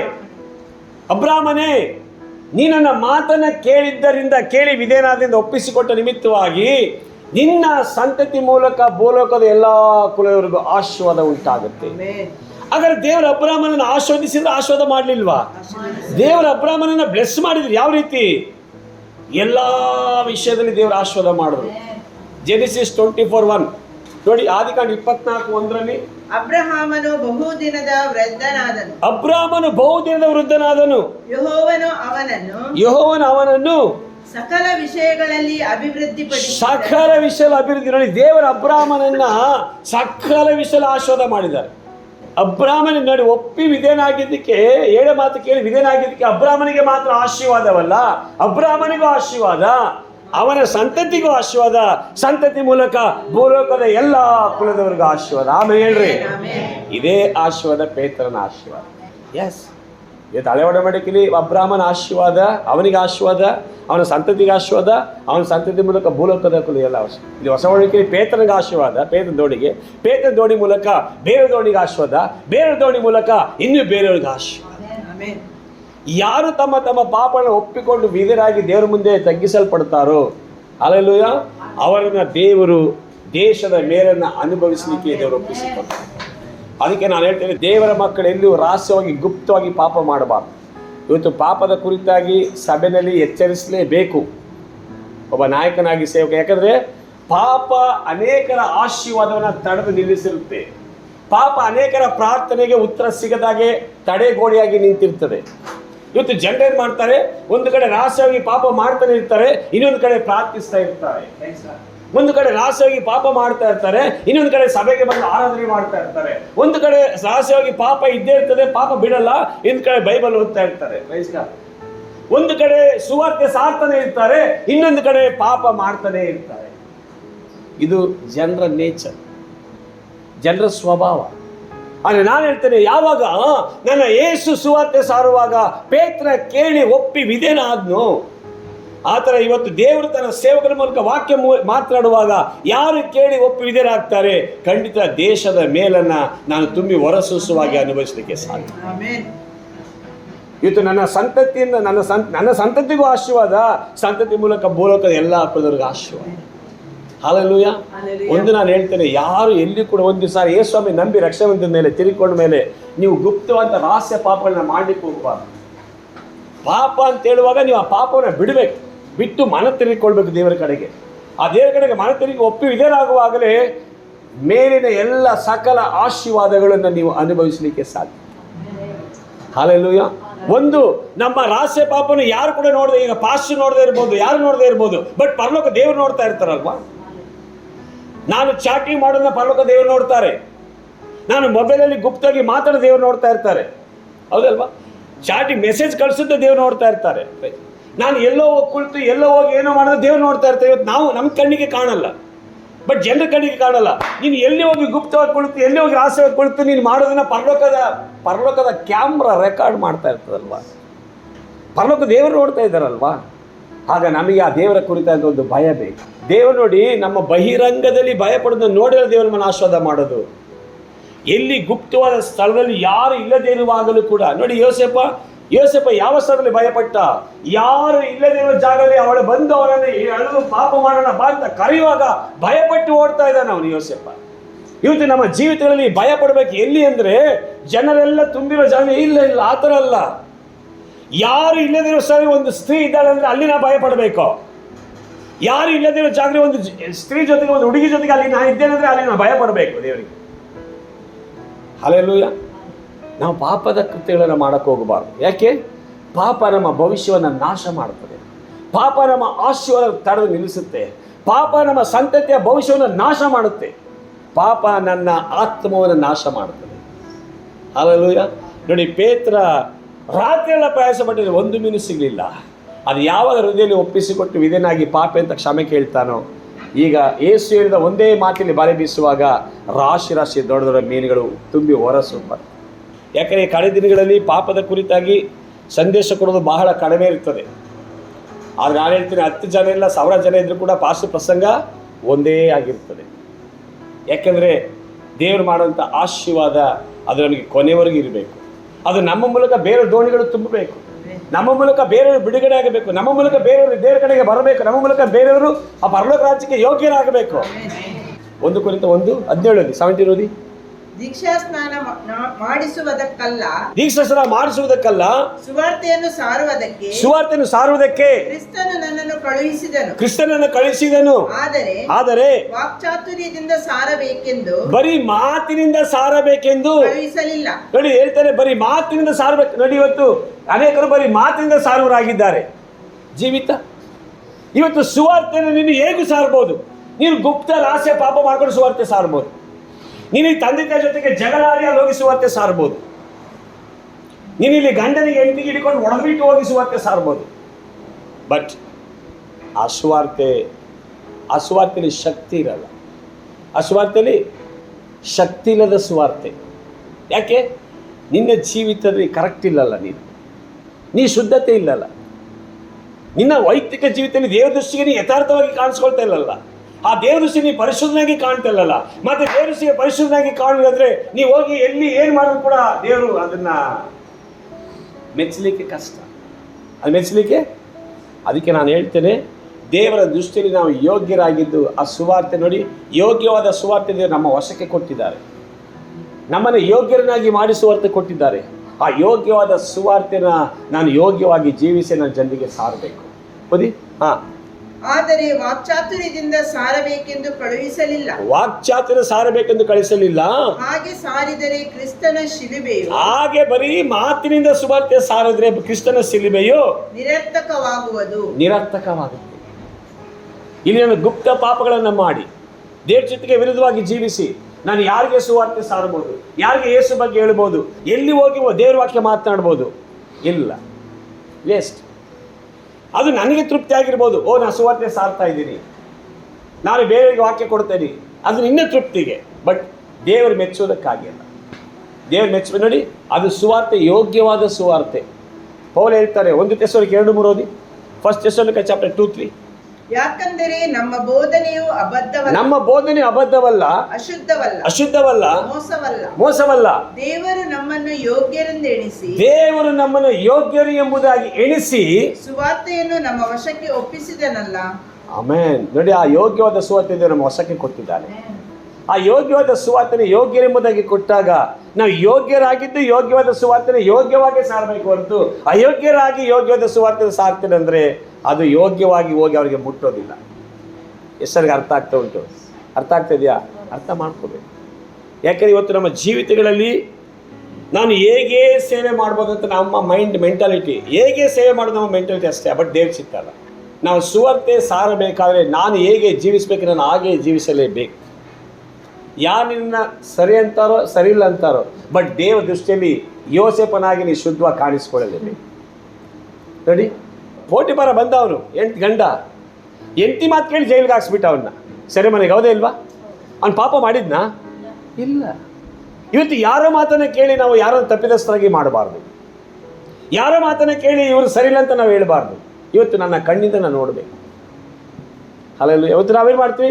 ಯಾರನ್ನೋ ಮಾತು ಕೇಳ್ತೀವಿ, ಯಾರೋ ಮಾತು ಹೇಳೋದನ್ನ ಕೇಳ್ತೀವಿ, ಏನೋ ಕೇಳ್ತೀವಿ. ಅವ್ರು ಹೇಳ್ತಾರೆ ಅವ್ರು ಸರಿ ಇಲ್ಲ, ಅವರಿಲ್ಲ, ಈಗಿಲ್ಲ. ಇಲ್ಲ, ನಿನಗೆ ವಾಕ್ಯ ಗೊತ್ತಿಲ್ಲ, ನೀನು ಹೇಳ್ತೀಯಾ? ನಾನು ನನ್ನ ಕಣ್ಣಿಂದ ನೋಡದೆ ಅವ್ರನ್ನ ತಪ್ಪು ರೈಟ್ ಅಂತ ನಾನು ತೀರ್ಪು ಕೊಡಲ್ಲ, ನಾನು ಮಾತನಾಡಲ್ಲ. ನನ್ನ ಕಣ್ಣಿಂದ ನಾನು ನೋಡಿದ್ರೆ ಮಾತ್ರವೇ ತೀರ್ಮಾನ ಮಾಡ್ತೇನೆ ಅವರು ಸರಿಯಿಲ್ಲ ಎಂಬುದಾಗಿ. ಇಲ್ಲದರ ಸರಿಯಿಲ್ಲ ಅಂತ ಹೇಳಲ್ಲ. ಯಾಕೆ? ಅದನ್ನು ದೇವ್ರು ನೋಡ್ಕೊಳ್ತಾರೆ. ನಾನು ಅವ್ರಿಗಾಗಿ ಪ್ರಾರ್ಥಿಸ್ತೇನೆ. ಇದು ದೇವರ ಮಕ್ಕಳು ಈ ಪ್ರಿನ್ಸಿಪಲಲ್ಲಿ ಜೀವನ ಮಾಡಬೇಕು, ಈ ವಾಕ್ಯದ ಆಧಾರದಲ್ಲಿ ಜೀವನ ಮಾಡಬೇಕು. ಅಲ್ಲೆಲ್ಲ ನೋಡಿ, ಯೋಸೇಫ ಪಾಪನೇ ಮಾಡಲಿಲ್ಲ, ಹೆಂಡತಿ ಮಾತು ಕೇಳಿ ತಗೊಂಡೋಗಿ ಸೆರೆಮನೆಗೆ ಆಗ್ತಾ ಪಾಪ ತಪ್ಪೆ ನಿರಪರಾಧಿಯನ್ನು. ಹೌದಾ? ಆದರೆ ದೇವರು ಅವರನ್ನು ಸೆರೆಮನೆಗೆ ಬಿಟ್ರಾ? ನಾನು ಹೇಳ್ತೇನೆ, ಒಂದು ವ್ಯಕ್ತಿ ನಿರಪರಾಧಿಯಾಗಿ ನೀನು ಯಾವುದೇ ಬಂಧನ ಇಟ್ಟರು ಕೂಡ ನನ್ನ ಪರಲೋಕ ದೇವರು ನಿನ್ನ ಬಂಧನ ಬಿಡಿಸ್ಕೊಂಡು ಬರಲಿಕ್ಕೆ ಶಕ್ತನಾಗಿದ್ದಾನೆ. ಆಮೇಲೆ ಹೇಳ್ರಿ ನೋಡಿ, ಪೇತ್ರನನ್ನ ಸೆರೆಮನೆಗೆ ಹಾಕಿರು, ದೇವರು ಬಿಡಿಸಲಿಲ್ವಾ? ದೂತರನ್ನು ಕಳಿಸಿ ಕಬ್ಬಿಣದ ಕದಗಳನ್ನು ಓಪನ್ ಮಾಡಿಸ್ತಾರೆ ದೇವರು. ನೋಡಿ, ಪೇತ್ರ ಸುವಾರ್ತೆ ಸಾರದಿಕ್ಕೆ ಕರ್ಕೊಂಡೋಗಿ ಸೆರೆಮನೆಗೆ ಹಾಕ್ಬಿಟ್ರು. ಪೌಲ ಸೀರನ್ನ ಕರ್ಕೊಂಡೋಗಿ ಸೆರೆಮನೆಗೆ ಹಾಕ್ಬಿಟ್ರು. ಜನ ತಪ್ಪಿದಸ್ಥರೆಂಬುದಾಗಿ ಹೇಳಿ. ಆದರೆ ಪರಲೋಕ ದೇವರು ತಪ್ಪಿದಸ್ಥರು ಹೇಳಿದ್ರಾ? ಆ ಅಸ್ಥಿವಾರ ಫೌಂಡೇಶನ್ ದೇವರು ಕದಲಿಸ್ತಾರೆ. ಆಮೇಲೆ ಹೇಳ್ರಿ, ನಾನು ಹೇಳ್ತೇನೆ, ಇವತ್ತು ಲೋಕದ ಜನ ಒಂದು ವ್ಯಕ್ತಿಯನ್ನು ನೋಡಿ ಇವನು ಅಪರಾಧಿ ತಪ್ಪಿದಸ್ಥ ಎಂಬುದಾಗಿ ತೀರ್ಪು ಕೊಡಬಹುದು. ಆದರೆ ದೇವರು ನೀನು ಯೋಸೇಫನಾಗಿ ನಂಬಿಗಸ್ತನಾಗಿ ಪರಿಶುದ್ಧ ಕಾಣಿಸ್ಕೊಳ್ಳೋದಾರೆ ನನ್ನ ಪರಲೋಕದ ದೇವರು ದೂತನ ಕಳಿಸಿ ಕಬ್ಬಿಣದ ಡೋರ್ಗಳನ್ನ ಓಪನ್ ಮಾಡಲಿಕ್ಕೆ ಶಕ್ತನಾಗಿದ್ದಾನೆ. ದೇವರು ಭೂಕಂಪವನ್ನು ಉಂಟು ಮಾಡಲಿಕ್ಕೆ ಶಕ್ತನಾಗಿದ್ದಾನೆ. ಹಲ್ಲೆಲೂಯಾ. ಯಾಕೆ? ನೀತಿ ನ್ಯಾಯಕ್ಕೆ ಎಲ್ಲಿದ್ರೂ ಬೆಲೆ, ಯಾವತ್ತಿದ್ರೂ ಬೆಲೆ. ಹಲ್ಲೆಲೂಯಾ. ರೈಚಸ್, ನೀತಿ ನ್ಯಾಯಕ್ಕೆ ಪರಿಶುದ್ಧತೆಗೆ ಎಲ್ಲಿ ಹೋದ್ರೂ ಬೆಲೆ ಇರ್ತದೆ. ನಾನು ಹೇಳ್ತೇನೆ, ಒಬ್ಬ ನೀತಿವಂತನಾಗಿ ನಂಬಿಗಸ್ತನಾದವನು ನೀ ಯಾವುದೇ ಬಂಧನ ಇದ್ರೂ ಕೂಡ ನನ್ನ ದೇವರ ಆ ಬಂಧನದಿಂದ ಹೊರತರಲಿಕ್ಕೆ ದೇವರು ಶಕ್ತರಾಗಿದ್ದಾನೆ. ಲೋಕವಿತ್ತು ನೋಡಿ ನಿನಗೇನು ಹೇಳ್ಬೋದು? ಹಲ್ಲೆಲೂಯಾ. ಆದರೆ ನಾನೇನು ಹೇಳ್ತೇನೆ ಅಂದರೆ, ದೇವರ ದೃಷ್ಟಿಯಲ್ಲಿ ಯೋಸೇಫನಾಗಿ ನಾವು ಶುದ್ಧವಾಗಿ ಕಾಣಿಸಿಕೊಳ್ಬೇಕು. ನೋಡಿ, ಪೇತ್ರ ಶುದ್ಧನು ಎಂಬಂಥ ಹೃದಯವುಳ್ಳವನಾಗಿ ತೀರ್ಮಾನ ಮಾಡ್ಕೊಂಡ್ಮೇಲೇ ದೇವರು ಕರ್ಕೊಂಡೋಗಿ ಅವನು ತುಂಬಿ ಹೊರಸೂಸುವಾಗಿ ದೇವರ ದೋಣಿಗೆ ತುಂಬಿಸ್ತಾರೆ. ಲೂಕ 5:7. ಆಗ ಅವರು ಮತ್ತೊಂದು ದೋಣಿಯಲ್ಲಿದ್ದ ತಮ್ಮ ಪಾಲುಗಾರರಿಗೆ ನೀವು ಬಂದು ನಮಗೆ ನೆರವಾಗಬೇಕೆಂದು ಸನ್ನೆ ಮಾಡಿದರು. ಅವರು ಬಂದು ಆ 2 ದೋಣಿಗಳಲ್ಲಿ ಮೀನುಗಳನ್ನು ತುಂಬಿಸಲು ಅವು ಮುಳುಗುವ ಹಾಗಾದವು. ನೋಡಿ, ಪೇತ್ರನ ದೋಣಿ ಒಂದು ತುಂಬಿದೆ, ಇನ್ನು 2 ದೋಣಿಗೆ ತುಂಬಿಸಿದ್ದಾರೆ. ಇವನ ದೋಣಿ ತುಂಬಿದೆ, ಅವ್ರದ್ದು ದೋಣಿ ತುಂಬಿದೆ, ಎಲ್ಲ ಮುಳುಗುವಂಥ ಪರಿಸ್ಥಿತಿ ಬರ್ತದೆ. ಕಾರಣ ತುಂಬಿ ಹೊರಸೂಸುವಂಥ ಮೀನುಗಳು. ಹಲ್ಲೆಲೂಯಾ. ಮುಂದೆ ಸೀಮೋನ್ ಪೇತ್ರನು ಇದನ್ನು ಕಂಡು, ಸೀಮೋನ್ ಪೇತ್ರ ತುಂಬಿ ಹೊರಸೂಸುವುದನ್ನು ನೋಡಿ ಅದನ್ನು ಕಂಡು ಯೇಸುವಿನ ಮೊಣಕಾಲಿಗೆ ಬಿದ್ದು, ಸ್ವಾಮಿ, ನಾನು ಪಾಪಾತ್ಮನು, ನನ್ನನ್ನು ಬಿಟ್ಟು ಹೋಗಬೇಕು. ನೋಡಿ ಹೇಳ್ತಾನೆ, ಸ್ವಾಮಿ, ನಾನು ಪಾಪಿ, ನಾನು ಪಾಪ ಮಾಡಿಬಿಟ್ಟೆ, ನಾನು ತಪ್ಪು ಮಾಡಿಬಿಟ್ಟೆ, ಆದರೆ ನೀನು ನನ್ನನ್ನು ಕ್ಷಮಿಸಿ ತುಂಬಿ ನನಗೆ ಮಾತ್ರ ನನ್ನ ಫ್ರೆಂಡ್ಸ್ಗಳ ದೋಣಿ ತುಂಬ ಹೊರಸೂಸುವಾಗಿ ನೀನು ಆಶೀರ್ವಾದ ಮಾಡಿದ್ದೇವೆ. ನಾನು ಪಾಪಾತ್ಮನು. ಅವನ ಮನಸ್ಸು ಅವನಿಗೆ ಚುಸ್ತಾ ಇದೆ. ನಾನು ಪಾಪಾತ್ಮನ ಬಿಟ್ಟು ಹೋಗು ದೇವ್ರೆ. ದೇವ್ರು ಬಿಟ್ಟು ಹೋದ್ರಾ? ಇಲ್ಲ. ದೇವ್ರ ಜೊತೆಗೆ ಕರ್ಕೊಂಡು ಹೋಗ್ತಾರೆ. ಅವನು ಹೇಳ್ದ, ಬಿಟ್ಟು ಹೋಗು ದೇವ್ರೆ. ನಮ್ಮ ದೇವ್ರನ್ನ ಬಿಟ್ಟು ಹೋಗೋ ದೇವರಲ್ಲ, ಜೊತೆಗೆ ಕರ್ಕೊಂಡು ಹೋಗುವಂಥ ದೇವರು. ಇವತ್ತು ಲೋಕದಲ್ಲಿ ಯಾರು ಬೇಕಾದ್ರೆ ಬಿಟ್ಟು ಹೋಗ್ತಾರೆ, ಯಾರು ಬೇಕಾದ್ರೆ ಜೊತೆಲಿ ಇದ್ದವ್ರು ಬಿಟ್ಟು ಹೋಗ್ತಾರೆ, ನಂಬಿಸೋರು ಬಿಟ್ಟು ಹೋಗ್ತಾರೆ. ಹಲ್ಲೆಲೂಯಾ. ನಿಮಗೆ ಆಧಾರವಾಗಿದ್ದವ್ರು ಬಿಟ್ಟು ಹೋಗ್ತಾರೆ. Praise God. ಮಾತು ಕೊಟ್ಟರು ಬಿಟ್ಟು ಹೋಗ್ತಾರೆ, ಏನು ಬೇಕಾದ್ರೆ ಬಿಟ್ಟು ಹೋಗ್ತಾರೆ. ಆದರೆ ಕರೆದಾತನು ನಂಬಿಗಸ್ತನು, ನಮ್ಮನ್ನು ಬಿಟ್ಟು ಹೋಗೋದಿಲ್ಲ, ನಮ್ಮನ್ನು ಕರೆದ ಜೊತೆಗೆ ನಡೆಸ್ಕೊಂಡು ಹೋಗ್ತಾರೆ. ಹಲ್ಲೆಲೂಯಾ. ನೋಡಿ, ಪೇತ್ರ ಬಿಟ್ಟು ಹೋಗೋದೇ ಹೇಳ್ತಾನೆ. ದೇವ್ರು ಬಿಟ್ಟು ಹೋಗಿ ಹೇಳಿದ್ರ, ಹೇ ಪೇತ್ರ, ನಿನ್ನನ್ನು ಇವತ್ತು ಮೀನಿಡೋ ಬೆಸ್ತನಲ್ಲ, ನೀನು ಇನ್ನು ಮುಂದೆ ಮನುಷ್ಯನ ಬೆಸ್ತನಾಗಿ ಮಾಡ್ತಾನೆ, ಬಾ ನನ್ನ ಜೊತೆನಲ್ಲಿ. ಹಲ್ಲೆಲೂಯಾ. ಪೇತ್ರ ಒಂದು ದೇವರಿಗೆ ಗೊತ್ತಿತ್ತು, ಪೇತ್ರನು ಎಂಥ ಹೃದಯ ಉಳ್ಳವನು ದೇವರಿಗೆ ಗೊತ್ತಿತ್ತು. ನಾನು ಏನೇ ಹೇಳಿದ್ರು ಅವನು ಕೇಳ್ತಾನೆ ಅನ್ನುವಂಥ ಹೃದಯ ವಿಧೇಯತೆ ಅವನಲ್ಲಿ ದೇವ್ರಿಗೆ ಗೊತ್ತಿತ್ತು. ಇವತ್ತು ನಾವು ದೇವರು ನಮ್ಮನ್ನು ಹೇಗೆ ನೋಡ್ತಂದ್ರೆ, ಈ ವ್ಯಕ್ತಿ ನಾನು ಏನೇ ಹೇಳಿದ್ರು ಕೇಳಿ ವಿಧೇಯನಾಗ್ತಾನೆ ಅನ್ನುವಂಥ ಮನಸ್ಸು ದೇವರಿಗೆ ಗೊತ್ತಿರ್ತದೆ. ಒಂದು ವ್ಯಕ್ತಿ, ಈ ವ್ಯಕ್ತಿ ಯಾರಾಗಿದ್ದಾನೆ, ಈ ವ್ಯಕ್ತಿ ಎಷ್ಟಾದ್ರೂ ಕೇಳ್ತಾನ ಕೇಳಲ್ವಾ, ದೇವ್ರಿಗೆ ಗೊತ್ತಿರ್ತದೆ. ನೋಡಿ, ಕೆಲವರಿಗೆ ಎಷ್ಟೇ ಹೇಳು ಅವರ ಚಾಲನ ಬಿಡೋದೇ ಇಲ್ಲ. ಅವರು ನೀವು ಎಷ್ಟೇ ಹೇಳಿ, ಎಷ್ಟೇ ಗುಪ್ತವಾಗಿ ಪಾಪಗಳನ್ನು ಮಾಡ್ತಾನೆ ಇರ್ತಾರೆ. ನೀವು ಎಷ್ಟೇ ಬಡ್ಕೊಳ್ಳಿ, ನೀವು ಎಷ್ಟೇ ಹೇಳಿ, ಅವರ ದಾರಿ ಅವರಿಗೆ ಇರ್ತದೆ. ಆದರೆ ಪರಲೋಕದ ದೇವರು ಒಂದು ಸಾರಿ ತನ್ನ ಖಡ್ಗವನ್ನು ಬೀಸಾಡಿದ್ರೆ ನಮ್ಮ ಲೈಫ್ ಜೀವನವೇ ನಷ್ಟ ಆಗಿದೆ. ಅದಕ್ಕೆ ಮಧ್ಯೆ ಪರಿಶುದ್ಧಾತ್ಮ ಮಧ್ಯೆ ನಮ್ಮ ಸಂಗಡ ಮಾತನಾಡ್ತಾರೆ. ದೇವರು ಸೇವಕರ ಮೂಲಕ ಮಾತನಾಡ್ತಾರೆ. ನೋಡಿ, ದೇವರು ಇವತ್ತು ನಮ್ಮ ಸಂಗಡ ಮಾತನಾಡ್ತಾರೆ ಅಂದ್ರೆ ನಮ್ಮ ರಹಸ್ಯ ಜೀವಿತದಲ್ಲಿ ದೇವ್ರ ಚಿತ್ತಕ್ಕೆ ವಿರುದ್ಧದ ಪಾಪದ ಕೃತ್ಯಗಳು ಯಾವುದೇ ಇದ್ರೂ ಬಿಟ್ಟು ಪೇತ್ರನಿಗೆ ಮನ ತಿರುಕೊಳ್ಳೋದಾದ್ರೆ ಮಾತ್ರ ತುಂಬಿ ಹೊರಸೂಸುವ ಆಶೀರ್ವಾದಕ್ಕೆ ಈ ವರ್ಷ ನಾನು ಪಾತ್ರನಾಗ್ತೀನಿ. ಇದ್ರೆ ಅವರಾಗಿ ನಾನು ಏನಿದ್ದವನಾಗಿರ್ಬೇಕಾಗಿ, ಅವ್ರು ಹಾಕೊಳ್ಳೋ ಬಟ್ಟೆ ನೋಡಿ, ಅವರೆಲ್ಲ ಹಾಕೋ ಎಷ್ಟು ಚೆನ್ನಾಗಿ ಹಾಕೊಳ್ತು, ನನಗೇನಿಲ್ಲ. ನೋಡಿ, ಅವ್ರ ಮನೆ ಕಟ್ಟ ನನಗೇನಿಲ್ಲ. ಇಲ್ಲ, ದೇವ್ರ ಪಕ್ಷಪಾತಿ ಅಲ್ಲ. ಅವರನ್ನು ಆಶೀರ್ವದಿಸಿದಾಗೆ ನನ್ನನ್ನು ಆಶೀರ್ವಾದ ಮಾಡಿ ದೇವ್ರ ಶಕ್ತನಾಗಿದ್ದಾರೆ. ಆಮೇಲೆ ಹೇಳ್ರಿ, ಇವತ್ತು ಪಾಸ್ಟರ್ಗೆ ಮಾತ್ರ ಆಶೀರ್ವಾದವಲ್ಲ, ನಿಮಗೂ ಆಶೀರ್ವಾದ. ಎಲ್ಲ ಬಿಟ್ಟು ಹೋದಾಗ ದೇವರ ಮೇಲೆ ನಂಬಿಕೆ ಇಟ್ಟು ಒಂದಾಗಿರ್ಬೇಕು, ನಂಬಿಕೆ ಇಟ್ಟಿರ್ಬೇಕು. ಹಲ್ಲೆಲೂಯಾ. ಆದರೆ ಒಂದು ಯಾರು ಕೈ ಬಿಟ್ಟರು ದೇವ್ರ ಮನೆ ಕೈ ಬಿಡಲ್ಲ. ದೇವರು ಎಲ್ಲವನ್ನ ಕೊಟ್ಟು ನೋಡ್ತಾರೆ. ಪೇತ್ರ ಮೀನಿನ ಹಿಂದೆ ಹೋಗ್ತಾನ, ಆಶೀರ್ವಾದ ಹಿಂದೆ ಹೋಗ್ತಾನ, ಇಲ್ಲ ನನ್ನ ಹಿಂದೆ ಬರ್ತಾನ ನೋಡ್ತಾ ಇದ್ದೆ. ಹಲ್ಲೆಲೂಯಾ. ಇವತ್ತು ಪೇತ್ರ ಆ ಮೀನಿನ ಹಿಂದೆ ಹೋಗ್ಲಿಲ್ಲ, ಆಶೀರ್ವಾದ ಹಿಂದೆ. ಮೀನನ್ನು ಒದಗಿಸಿ ಕೊಟ್ಟಂತ ಕರೆದಾತನ ಯೇಸುವಿನ ಹಿಂದೆ ಅವನ ಜೊತೆಗೆ ಹೋಗ್ತಾನೆ. ಅವತ್ತು ಸಾಧಾರಣದ ಮೀನದು. ಆದರೆ ಇವತ್ತು ಈ ಪೇತ್ರನ ನೆರಳು ಬಿದ್ದರೆ ಸತ್ತವರು ಜೀವಂತವಾಗಿ ಎದ್ದೇಳ್ತಾ ಇದ್ರೆ, ಪೇತ್ರ ನೆರಳು ಬಿದ್ದರೆ ವ್ಯಾಧಿಗಳು ಗುಣ ಆಗ್ತಾ ಇದೆ, ಪೇತ್ರ ನೆರಳು ಬಿದ್ದರೆ ರಸ್ತೆಯಲ್ಲಿ ಉದ್ದಕ್ಕೆ ಏಕ ಮರಿಸುವಂತ ರೋಗಿಗಳು ಗುಣ ಆಗ್ತಾ ಇದ್ರೆ, ಪೇತ್ರ ಮುಟ್ಟಿದ್ರೆ ಅಲ್ಲ, ಪೇತ್ರನ ಶಾಡೋ ನೆರಳು ಬೀಳೋದಾದೆ. ಹಲ್ಲೆಲೂಯಾ. ಅವತ್ತು ಆ ಮೀನು ನೋಡಿ, ಮೀನಿನ ಹಿಂದೆ ಹೋಗಿದ್ರೆ ಪೇತ್ರ ಏನಿಲ್ಲ, ಝೀರೋ ಪೇತ್ರ. ಆದರೆ ಪೇತ್ರ ಮೀನಿನ ಹಿಂದೆ ಅಲ್ಲ, ಕರೆದಾತನ ಹಿಂದೆ ಹೋಗ್ತಾನೆ. ಇವತ್ತು ಹೋಲಿಸ್ಬಿಟ್ಟು ಹೇಳ್ತಾರೆ, ಆಶೀರ್ವಾದ ನೋಡಿ ಆಶೀರ್ವಾದ ಹಿಂದೆ ಹೋಗಬೇಡಿ, ಅಭಿವೃದ್ಧಿ ನೋಡಿ ಅಭಿವೃದ್ಧಿಗಳ ಹಿಂದೆ ಹೋಗಬೇಡಿ. ಆಶೀರ್ವಾದಕ್ಕೆ ಕಾರಣ ಯಾರು, ಅಭಿವೃದ್ಧಿಗೆ ಕಾರಣ ಯಾರು, ನಮ್ಮನ್ನು ಇದುವರೆಗೆ ಈ ಮಟ್ಟಕ್ಕೆ ತಂದಂಥವ್ರು ಯಾರು, ಅವರ ಹಿಂದೆ ಅವರು ಕರೆಯುವಾಗ ಅವರ ಹಿಂದೆ ಹೋಗದಾರೆ. ನನ್ನ ದೇವರು ನನ್ನ ನೀರನ್ನ ಸಾಧಾರಣವಾಗಿ ಬಿಡುವನಲ್ಲ, ಅಸಾಧಾರಣ ಮಟ್ಟ ದೇವರು ಉಪಯೋಗ ಮಾಡಿ ಶಕ್ತರಾಗಿ. ಆಮೇಲೆ ಹೇಳ್ರಿ, ದೇವರು ನಮ್ಮನ್ನು ಸಾಧಾರಣ ಬಿಡೋ ನೋಡಿ. ಸಾಧಾರಣ ನ್ಯಾಚುರಲ್ ಫಿಶ್ ಹಿಡಿಯೋನು, ಮೀನು ಹಿಡಿಯೋನು. ಆದರೆ ಇವತ್ತು ಆ ಪೇತ್ರನ ಸೂಪರ್ ನ್ಯಾಚುರಲ್ ಲೆವೆಲ್ ದೇವರು ಉಪಯೋಗ ಮಾಡ್ತಾ ಇದ್ದಾರೆ. ನ್ಯಾಚುರಲ್ ಆಗಿರ್ಬೋದು, ಸಾಧಾರಣವಾಗಿ. ಆದರೆ ದೇವರಿಂದ ಕರೆಯಲ್ಪಟ್ಟವರು, ಆರಿಸಲ್ಪಟ್ಟವರು ಸಾಧಾರಣನೇ ಅಲ್ಲ. ಒಪ್ಪಿಸ್ಕೊಂಡು ದೇವ್ರ ಕಡೆ ತಿರುಗಿಕೊಂಡು ಕರೆದಾತನಿಂದ ಹೋಗೋದಾದ್ರೆ ನೀನು ಎಂಥ ಝೀರೋ ಆಗಿರು, ನೀ ಎಂಥ ಅನ್ಪಡ್ ಆಗಿರು, ನೀನು ದೇವ್ ನಿನ್ನನ್ನು ಹೀರೋ ಮಾಡಲಿಕ್ಕೆ ದೇವರು ಶಕ್ತನಾಗಿದ್ದಾನೆ. ಆಮೇಲೆ ಹೇಳ್ರಿ, ನಿಮ್ಗೆ ಏನು ಗೊತ್ತಿದೆ ಗೊತ್ತಿಲ್ವೋ, ದೇವ್ರು ಗೊತ್ತಿದೆಯಾ ಸಾಕು, ಏಸು ಗೊತ್ತಿಲ್ಲ ಅಷ್ಟೇ ಸಾಕು. ನಿಮಗೆ ಏನು ವಿದ್ಯಾಭ್ಯಾಸ ಬರ್ತದೋ, ಬೈಬಲ್ ಗೊತ್ತಿದೆಯೋ ಬೇಡ, ನಿಮಗೆ ಏನು ಪ್ರಾರ್ಥನೆ ಮಾಡೋದು ಗೊತ್ತಿದೆಯೋ, ಏನು ಗೊತ್ತಿದೆಯೋ ಅದು ಬೇಡ. ದೇವರಿಗೆ ನೀನು ಕರೆದಾತನು ಏಸು ಯಾರಂತ ಗೊತ್ತಿದೆಯಾ, ಅಷ್ಟು ಸಾಕು ನಿನಗೆ. ಆಮೇಲೆ ಹೇಳಿ, ಆ ಏಸು ನಾಮವೇ ನಿನ್ನನ್ನು ಮಹಿಮೆ ಪಡಿಸುವಂಥದ್ದಾಗಿರುತ್ತೆ. ಆಮೇಲೆ ಹೇಳ್ರಿ, ಹಲ್ಲೆಲೂಯಾ. ಅದಕ್ಕೆ ನಾನು ಹೇಳ್ತೇನೆ ಪ್ರಿಯ ದೇಶದ ಪೇತ್ರನ ಹಾಗೆ ವಾಕ್ಯ ಕೇಳಿ, ದೋಣಿಗಳು ಕುರಿತು ವಾಕ್ಯ ಕೇಳುವಾಗೆ ನಾ ಪಶ್ಚಾತ್ತಾಪ ಹೊಂದಬೇಕು. ಈ ಒಳಗಡೆ ಕುಳಿತಿರುವಾಗಲೇ ವಾಕ್ಯ ಬರುವಾಗ ನೀವು ಮನೆ ತಿರುಗಿ ಪಶ್ಚಾತ್ತಾಪ ಹೊಂದಬೇಕು. ಆಗ ತುಂಬಿ ಹೊರಸು ಶ್ವಾಸದ ನನಗೆ ಕೂಡ ಇರ್ತದೆ, ನನ್ನ ದೋಣಿ ಮೂಲಕ ಬೇರೆಯವ್ರಿಗೆ ಇರ್ತದೆ, ಬೇರೆಯವ್ರ ಮೂಲಕ ಬೇರೆಯವ್ರಿಗೆ ಇರ್ತದೆ. ಆಮೇಲೆ ಹೀಗೆ ಚೈನ್ ಲಿಂಕಲ್ಲಿ ಬ್ಲೆಸ್ಸಿಂಗ್ಸ್ ಹೊರಸು ಶ್ವಾಸದವರು. ಹಲ್ಲೆಲೂಯಾ. ನೋಡಿ, ಲಾಸ್ಟ್ ವಾಕ್ಯ ಓದ್ಬಿಟ್ಟು ಮುಗಿಸೋಣ. Yes, finish. ಹಾ, ಯಾಕಂದರೆ ಅವನಿಗೂ ಅವನ ಸಂಗಡ ಇದ್ದವರೆಲ್ಲರಿಗೂ ಇದ್ದವರೆಲ್ಲರಿಗೂ ತಾವು ಹಿಡಿದ ಮೀನುಗಳ ನಿಮಿತ್ತ ವಿಸ್ಮಯ ಹಿಡಿದಿತ್ತು. ನೋಡಿ, ಅವನಿಗೆ ಅವನ ಜೊತೆ ಇದ್ದವರಿಗೆಲ್ಲ ಮೀನು ನೋಡಿ ಫುಲ್ ಟೆನ್ಷನ್ ಆಗಿ ಹೋಗಿತ್ತು, ಆ ವಿಸ್ಮಯ ಹಿಡಿದು ಬಿಟ್ಟಿತ್ತಂತೆ. ಯಾಕೆ ಅಂತ ದೊಡ್ಡ ದೊಡ್ಡ ಮೀನುಗಳು ತುಂಬಿ ಹೊರಸೂಸ್ತಾ ಇದೆ. ಎಷ್ಟು ಎತ್ತಿ ತುಂಬಿದ್ರು ಇನ್ನೂ ಮೀನು, ಇನ್ಯಾರನ್ನು ಕರೆಯಲ್ಲಪ್ಪ ನಾವು. ಹಲ್ಲೆಲೂಯ. ದೇವರು ನಮ್ಮನ್ನು ಆಶೀರ್ವದಿಸಿದ್ರೆ ಆ ರೀತಿಯ ಆಶೀರ್ವಾದ. ನಾವು ಒದ್ದಾಡಿದ್ರೆ ಏನಿಲ್ಲ. ಇವತ್ತು ನಮ್ಮನ್ನು ದೇವರ ಆಶೀರ್ವಾದ ಮಾಡು. ಈ ವರ್ಷ ದೇವರು ನಮ್ಮನ್ನು ಆಶೀರ್ವಾದ ಮಾಡ್ತಾರೆ. ಈ ವರ್ಷ ದೇವರನ್ನು ಉನ್ನತಿಗೆ ತರ್ತಾರೆ. ಈ ವರ್ಷ ದೇವರ ಅಭಿವೃದ್ಧಿಗೆ ತರ್ತಾರೆ. ದೇವರು ನಮ್ಮ ಬಿಸ್ನೆಸ್ ಅನ್ನು ಬ್ಲೆಸ್ ಮಾಡ್ತಾರೆ. ದೇವರು ನಿಮ್ಮ ಸಂತತಿಗಳನ್ನು ಆಶೀರ್ವಾದ ಮಾಡ್ತಾರೆ. ದೇವರು ನಿಮ್ಮ ಭವಿಷ್ಯವನ್ನು ಆಶೀರ್ವಾದ ಮಾಡ್ತಾರೆ. ದೇವರಿಗೆ ಗುಡ್ ಹೆಲ್ತ್ ಕೊಡ್ತಾರೆ ರೀ. ದೇವರು ನಮ್ಮನ್ನು ಉನ್ನತಿಗೆ ಅಭಿವೃದ್ಧಿಗೆ ತರ್ತಾರೆ. ಈ ದೇಶದ ಮೇಲೆ ಅನುಭವಿಸಿ ದೇವರು ಮಾಡ್ತಾರೆ. ನಾವು ಪ್ರಯಾಸ ಪಟ್ಟ ವ್ಯರ್ಥ. ಆ ದೇವರು ಮಾಡಬೇಕು. ಆತನ ಆಶೀರ್ವಾದ ಭಾಗ್ಯದಾಯಕ, ವ್ಯಸನಗಳಿರೋದಿಲ್ಲ. ಹಾಲೆಲೂಯ. ಮುಂದೆ ಓದ್ಬಿಡಿ. ಎಸ್. ಸೀಮೋನನ ಪಾಲುಗಾರರಾಗಿದ್ದಂತ ಜೆಬೆದಾಯನ ಮಕ್ಕಳಾದ ಯಾಕೋಬ ಯೋಹಾನರು ಹಾಗೆಯೇ ವಿಸ್ಮಯ ಪಟ್ಟರು. ಹಾಗೆ ಎಲ್ಲ ವಿಸ್ಮಯ. ಯೇಸು ಸೀಮೋನನಿಗೆ ಅಂಜಬೇಡ, ಇಂದಿನಿಂದ ನೀನು ಮನುಷ್ಯರನ್ನು ಹಿಡಿಯುವವನಾಗಿರುವಿ.